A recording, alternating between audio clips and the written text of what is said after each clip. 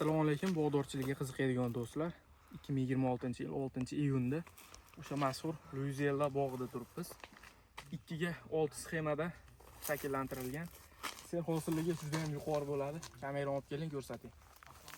Buni qaranglar do'stlar. Daraxt shakli katalon vazasi uslubida 4 lider qo'yilgan do'stlar. Bu tomonlarga ko'rsating. Mana 4 lider qo'yilgan. Mana shu bitta liderdagi hosil. Taxminan 10 kilo atrofida hosil bor. Bu degani bitta daraxtingizda 4 ta lider bo'lsa, bittasida 10 kilo bo'lsa, 4 tasida 40 kilo, 50 kilo yuk bor degani. Tovarni o'ta ham yuqori, sel hosilligi yuqori bo'ladi do'stlar. Juda ham chiroyli holatda. Eng muhim tomoni bu anjir shaftoli uchi yorilmaydi do'stlar. Shu tomondan dunyoga mashhur, shu tomondan dunyo bo'yicha trendga chiqib ketgan shaftoli bo'ladi. Ko'rsating qolganlarini ham. Juda ham chiroyli holatda do'stlar, buni qaranglar. Mehnatlarga bittadan like bosinglar. Anjir shaftollar ichida qiroli shu bo'ladi do'stlar.